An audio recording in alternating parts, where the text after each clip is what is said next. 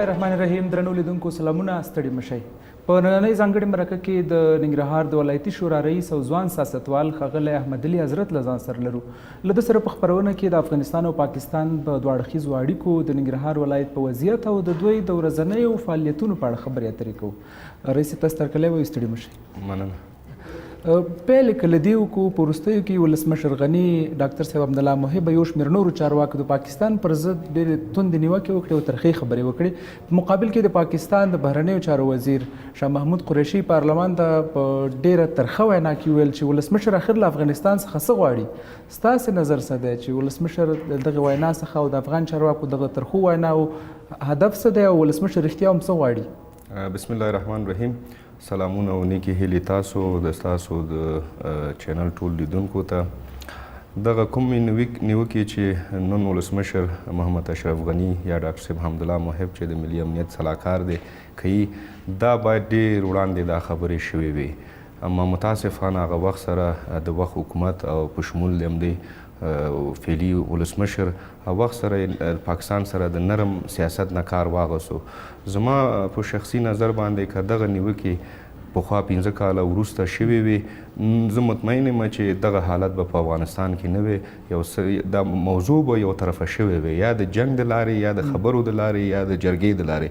دا ټول موضوعات به یو طرفه شوي وي. خو بیا هم د ولسمشر د ډاکټر صاحب حمدالله محب د دغه خبرو نه، دا یوازې د دې خبرې نه دي، دا د ټول افغانانو د ټول ولسونو خبرې دي. بیا هم ولسونه رضایت لري او استقبال کوي، په شمول د زما او نور ټول مشرقي ولسونه.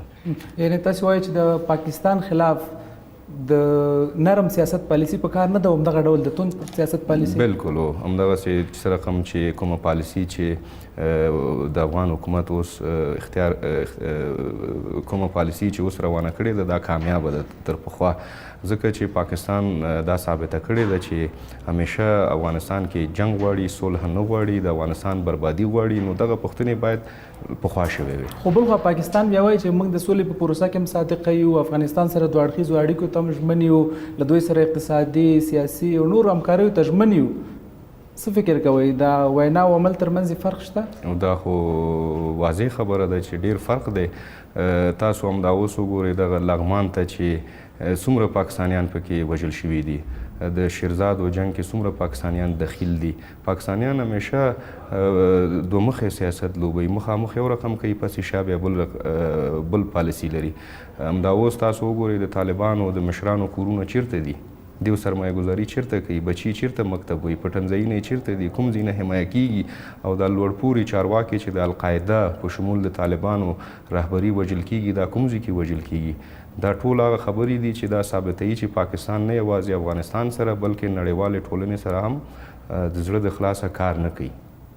د پاکستان موخه له دې کارونو څخه څه کیدلی شي چې په خوله یو په عمل کې بل؟ پاکستان خو نور کوم هغه نه لري پرته د دې نه چې تورستان تربیه کړي او افغانستان ته ولیږي او ټول نړۍ ته یو نوه لانجه جوړه کړې ده. بغیر د دې نه خو پاکستان دغسې کوم پیشرفته ملک هم نه دی چې یوازینۍ لاره یې همدا ده د بقا چې تورستان تربیه کړي او کله افغانستان تهدید کړي او کله نور ملکونه او نړۍ. ډېره مننه. یوه بله موضوع، پاکستان 20 کاله مخکې امریکا ته پوځي اډې ورکړې او دې ته یې لاره برابره کړه چې په افغانستان برید وکړي او افغانستان ته راشي. اوس تازه بیا امریکا ویلي چې پاکستان ورته د خپل هوایي او ځمکني حریم د کارولو اجازه ورکړې او یو شمېر رسنیو داسې راپورونه هم خپاره کړه چې په د پولې هغه غاړې د پاکستان کنټرول لاندې د امریکا د پوځي اډو د جوړولو کارونه پیل شوي دي. پاکستاني علما او د دوی مذهبي ګوندونه که وګورو، وخت نا وخت په افغانستان کې د جهاد فتواګانې صادر کړي او دلته یې جهاد روا بلله. څه فکر کوئ که اوس په پاکستان کې دغه ډول هډې جوړې شي، هلته امریکایان میشت سي، پاکستاني ګوندونه او د دیني عالمان به دوی پر ضد د جهاد فتوا صادر کړي؟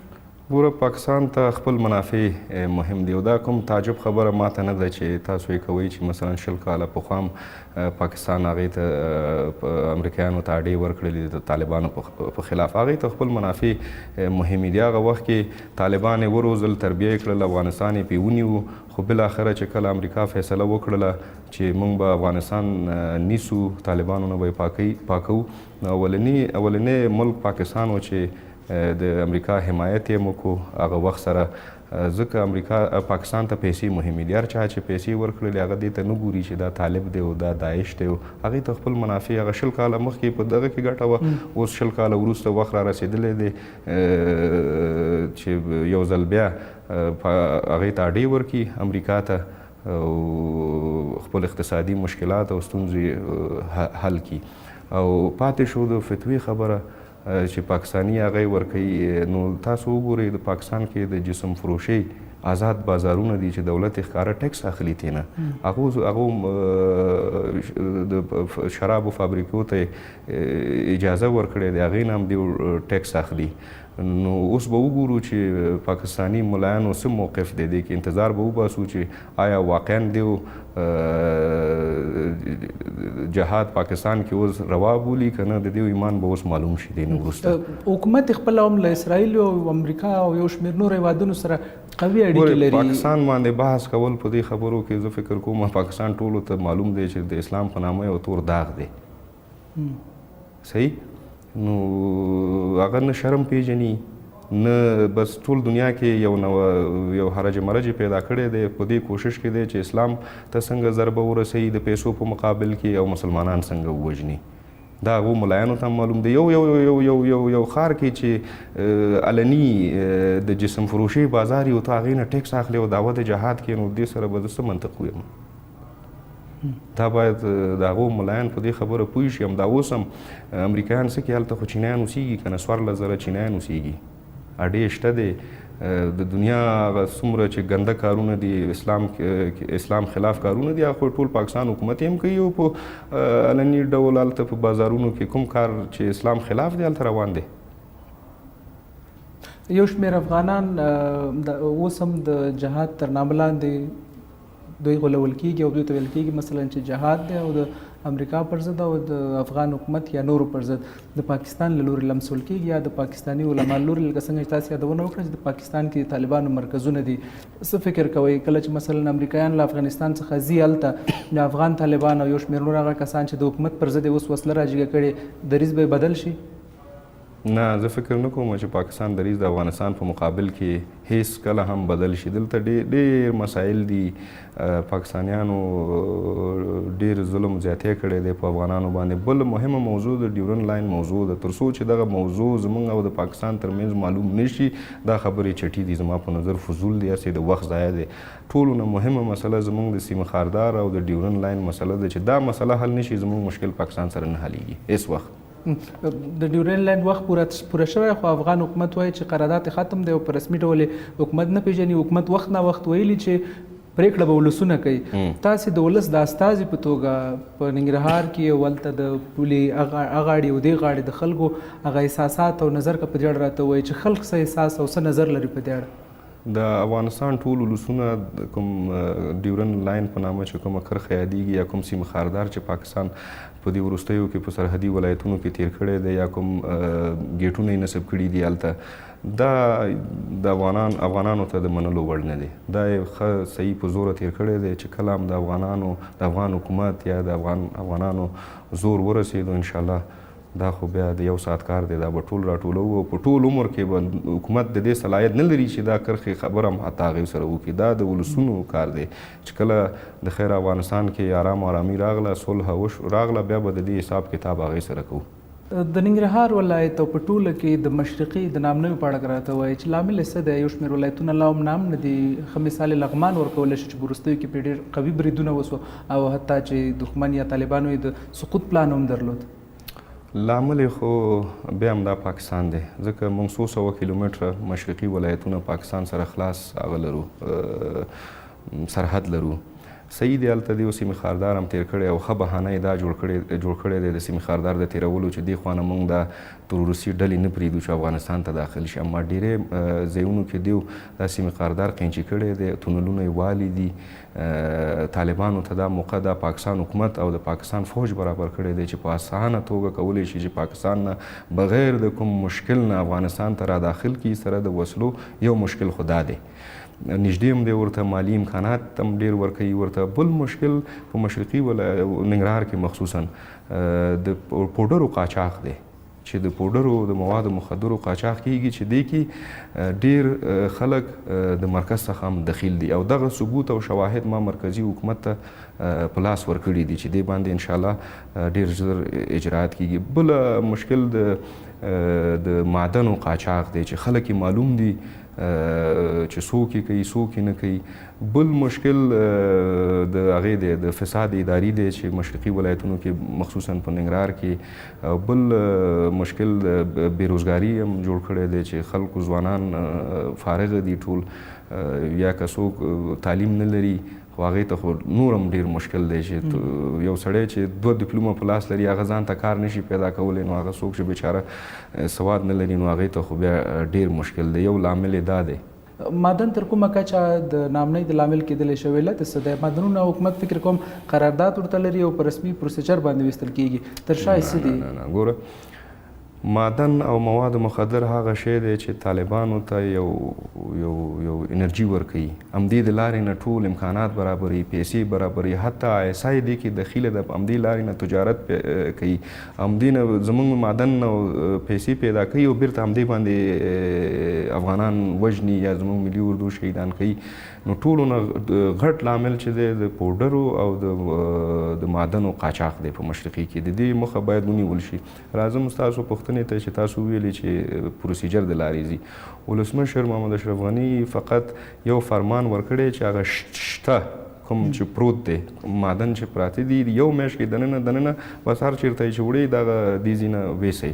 اما بدبختانه همدا اوس د دې هم ثبوت هم لرم، شواهد هم لرم، هر څه لرم، وروسته به یې تاسو ته زه ښکاره کړم چې همدا اوس هم په معدنونو کار روان دی. اما هغې فرمان نه په استفادې سره یو غیر قانوني کار داسې کوي چې یعنې هغه پروت مال ولې نه خلاصېږي اوسه پورې؟ ځکه دی نوې کندنکاري کوي هلته درګرده لګیا دي روزانه معدن. ننګرهار ولایتي ادارې د مخنیوي برخه کې څومره کامیابه ده او څومره کوشش یې کړی دی؟ ما هم ثبوتونه وړاندې کړي دي، هم مرکز ته هم ولایتي ادارې ته منتظر یم اجراتو ته.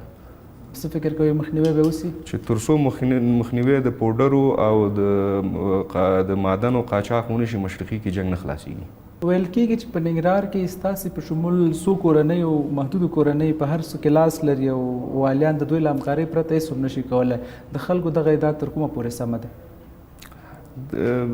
دا خبره د عوامو نه ده، د خلکو نه ده. کله هم چې ولایتي ادارې په خپل کارونو کې پاتې راشي دا بیا ورته یو ښه بهانه ده چې دلته یو څو کورنۍ دي او لاسوهنې کوي یا مزاحمت کوي په هر کار کې. اما تېره هفته د افغانستان سلاکار د امنیت شورا سلاکار ښاغلی ډاکټر حمدالله محب ننګرهار ولایت ته یې سفر درلودلو. هلته دا کورنۍ والا هم ناستو، وکیلان هم ناستو، ټول شکایت خو د چارواکو نه او تاسو ولیدل چې خپله د ننګرهار فعلي والي چې دی هغه خپل ویناو کې ویلې چې نه ولایتي شورا نه کوم کورنۍ هیڅ نه مزاحمت یې زموږ کار کې نه دی کړی. ګوره دیو کله هم پخوا به چې موږ یو والي یا کوم قمندان په خپل کار کې پاتې راغی ولسونو به موږ ته شکایت کوو، د هغې په شکایت په اساس به موږ دیو باندې فشار راوړل، دیو به خپل کار کې پاتې راغلي و، یو ځای کې به غلا شوی و. مثال په توګه بلې ادارې سره چې ما کار کوو تاسو به شاید خبره سې ډېر جنجالونه وشو. میاخیل صاحب هغه وخت کې والي و، ما خو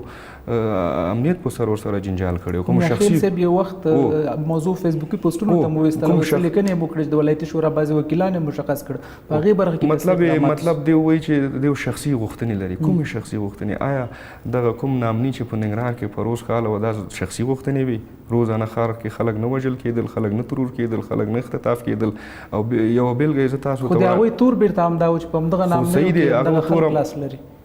څنګه همدغه مثلا د ننګرهار والي شاه محمود میاخیل چې په هغه وخت کې لیکنې کړې وې یو شمېر اسناد یې اوس خپاره کړي وو د ولایتي شورا بعضې وکیلان یې تورن کړي وو. ثبوت شواهد فیسبوک کې دغه د تجارانو خبره وړاندې تاسې وکړه د شوکاڼي او بعضې نور کسان یې تورن کړي وو چې په دې نامنیو کې لاس چې شوکاڼي کې حکومتي کسان نی یا مواد مخدرو کې حکومتي کسان نی نو وکیل یا دا کورنۍ والا خلک خو خپل هغه موټرو کې نشي وړلی که نه. دا خو واضح خبره ده هغه غره نه دا شوکاڼې کته کېږي په لاره کې 100 چیک پوینټونه دي خو یې نیسه که نه. او بله خبره بله جنجالي موضوع هغه وخت کې ښاروالۍ په سر وه. سمه ده. زه تاسو ته اسناد ښیم دې کې هم زه ثبوت لرم، بې ثبوته زه خبرې نه کوم. همدا اوس د ننګرهار ښاروالۍ 400-500 میلیونه افغانۍ قرضداره ده او څو کاله کېږي چې اکثر کارمندانو یې معاش نه دی اخیستی. څه فکر کوئ مشکل پخوانی ده که د نوې ادارې؟ پخوانی دی. پخوانی دی مشکل پخوانی دی اوسنی ښاروالۍ څومره په خپلو کارونو کې کامیابه بولئ خپل کوشش کوي فکر نه کوم چې 2 کالو کې دی خپل دا قرضونه خلاص کړي که چېرته هغه پخوانۍ ادارې موږ سره جنجال نه وی کړی همغږي زموږ او د دې منځ کې وي نن به دا حالات نه وي نه به امنیتي حالات دغسې خراب وي او نه به اقتصادي حالات نه خراب وي. د ننګرهار ولایت اوسنۍ ولایتي اداره له ولایتي شورا او له تاسې سره تر کومه پورې همغږې ده او تر کومه پورې په مشورو کې سره یوستی؟ وروره ولایتي اداره د افغانستان د اساسي قانون او د شوراګانو د طرز العمل مطابق مکلف دی چې ولایتي شورا سره همغږي هم ولري او سلا مشورې وکړي. فعلي اداره پخوانه ښه دی په بعضې مسایلو کې همغږي لري موږ سره اما په هغه رقم چې څه رقم د شورا صلاحیت دی یا طرز العمل کې کوم قانون ذکر شوی دی په هغه رقم نه یوازې ننګرهار کې چې په ټول افغانستان کې همغږي او همکاري نشته دی. علت یې څه بولئ؟ علت دا دی چې ولایتي اداره کې خو مختلف ریاستونه راځي امنیتي او اقتصادي او پراختیا ټول راځي نو اکثره وخت چې دا ولایتي ادارې یا رئیسان کوم مسؤلین چې دي خپل کارونو کې پاتې راځي نو جواب نی ورسره ځکه همغږي نشته دی. ډیره مننه. تاسې په فاریاب ولایت کې د نوي والي د ټاکل کېدو په اړه یو څه لیکلي وو او یو څه به ویلي وو چې د خلکو له ډېر هرکلي سره مخ شوي وو. په فاریاب کې د والي په سر لانجه تر دې رسېدلې چې د ولایت مرستیال بیرته د ولایت سرپرست وټاکل شو او هغه نوی والي چې حکومت ټاکلی و هغه بیرته راولېږل شو.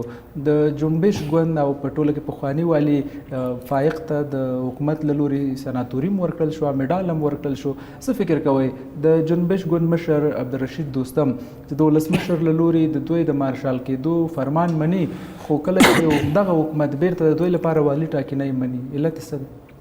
دا ډېر د تعجب خبره ده. دا حقیقت دی چې کله چې دوستم ته مارشالي ورکول کېدله هغه فرمان مني لور ته یې سناتوري ورکړل شوله فایق صاحب ته سناتوري ورکړل شوله همدقسې ازبک ورونه 2-3 وزارتونه لري سفیران لري وزیران لري هلته د ولسمشر فرمان منل کیږي او دا ډېر بیا عجیبه خبره دا ده چې خپله مارشال صاحب زه نه پوهېږم چې زمونږ کوم شخصي مشکل نه لرو ورسره نه مخالف یم اما خبره دې کې ده چې زه تعجب په دې کوم چې څنګه د یو مملکت مارشال خپل طرفدارانو ته په ټلیفون کې وایي چې مرګ په اشرف غني در حال دا چې ته د هغې یو عسکر د دې نظام یو مارشال او بیا ګواښ کوي چې والي ووژنئ.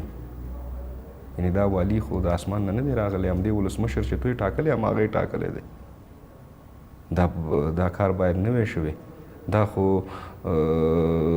ضربه رسوي ټولو مسلو ته همدا اوس که تاسو وګورئ مشرقي کې بیا دې وایي چې دا څو کورنۍ دي او مزاحمت هر هغه فرمان چې د ولسمشر د خوا نه صادر شوی ولو هغه ډېر ناکام خلک یې همیشه چې څوک کوم بل ولایت کې ناکام شي بیا هغه ننګرهار ته لیږي. نومونه به یې نه اخلم چې اوسه پورې کوم چارواکي ننګرهار ته راغلي ټول ناکام دي اما د افغانستان اساسي قانون دی دلته په رایو باندې حکومت راغلی دی دا باید ټولو ته د منلو وړي اما متاسفانه فاریاب کې خلکو د ورورولي مخصوصا مارشال صاحب دا ثابته نه کړله. په دې باندې موږ هم حکومت نه خپوي او زه همدې وجې نه کابل ته راغلی یم چې مسلم یار صاحب سره چې رئیس د سنا دی او نور وکیل صاحبانو سره په دې خبره کې موږ مشوره کوو او دا په دې معنا نه دی چې موږ د خپل وطندار یا د مشرقي وال پوښتنه نشو کولی. موږ به یې پوښتنه هم کوو د دولت نه په دې اړه وضاحت هم غواړو کني موږ خپل تصمیم نیسو انشاءالله شنبې پورې په دغه موضوع کې چې څه باید وکړو. په وروستیو کې د حکومت اقدامات د زورواکو پر وړاندې او هغه کسان چې غیر مسؤل وسلوال دي د دوی پر وړاندې د حکومت اقدامات څنګه ارزوئ؟ مونږ خو مشرقي کې زورواکي نه لرو که زورواکي دي عموما په ټول افغانستان کې زورواکي همدا چارواکي دي هلته په افغانستان کې په عموما کې په افغانستان کې یو حد مثلا یو حد کې مثال للیپور ورکوي یا مثلا په هرات کې همداسې په شمال ولایتونو کې شمېر کسان چې وسلې راپورته کړې وې د دوی پر وړاندې د حکومت اقدامات یو حد پورې خو په دې وروستیو کې خلکو ته بعضې شکونه پیدا شوي دي. مثلا په وردګو کې علیپور په نامه یو قمندان پاسېدو د ملي اردو یو چورلکه یې په راکټ د ذریعې ویشتله سمه ده هغې کې هم یو قمندان د مشرقي و هغه پکې تبدیل شو صحیح دی. یا همدغسې نور خلک دي لکه فاریاب کې چې اوس دغه خلک دا زور غږوي دا بغاوت دی. نو په دغه څه پکار دی حکومت ته د بغاوت کوونکو او د غیر مسؤله وسلوالو قانون معلوم دی څه پکار دی څه پکار نه دی هغه څه په خط کې شته دی قانون باید په ټولو یو رقم تطبیق شي. دا نشي کېدلی چې فاریاب کې نه تطبیقوم او لغمان کې تطبیقوم، قندهار کې تطبیقوم او په نورو ولایتونو کې نه تطبیقوم. هغه خلک چې وسلو نمایش کوي زه هغو ته دا وایم چې دا وسله خو موږ سره مشته دی که نه، تا نه ډېره مشته دی. ګوره اوس یوازې د ننګرهار د کامې ولسوالۍ 4 لکه نفوذ لري، صحیح دی. ننګرهار ټول 4 میلیونه نفوذ لري چې دا معادل د 10 ولایتو دی. دا وسلې موږ نه لرو، یعنې موږ خو نه غواړو چې دلته یو ګډوډي، یو هرج مرج یا دا یو درس پیدا شي قومونو ترمنځ. کني ولا یو ولسوالۍ قدر ته چې که په اقتصادي وې، که د اسلحې په زور وې، که د قلم وې، هر څه زموږ یو په درې دي، خو موږ بیا حوصله کوو. مه وړئ دا افغانستان ډېر په مشکل دغه ځای ته رسېدلی دی. نه غواړي خلک چې دا افغانستان ارامه شي. کني دغسې دیو موږ ته اسلحې ښیي، بیا خیر موږ به جواب یې هم ورکولی شو او پوره مې انشاءالله. څه فکر کوئ د دغه وسلوالو نمایشونو تر شا د یو شمېر هیوادونو لاسونه نشي کېدلی؟ تېره ورځ د افغانستان ولسي جرګې وویل چې په میدان وردګو کې د الیپور له لوري ویشتل شوی، کومه چورلکه چې ویشتل شوې هغه له ایران څخه په راوارد شوي توغندي ویشتل شوې. معلومداره خبره ده. ځینې کړۍ بعضې ملکونو سره روابط لري. همدا فاریاب باندې ولې لانجه ده؟ دلته غیر قانوني اسلحې راځي د نورو ملکونو نه. اصلي لانجه دا ده.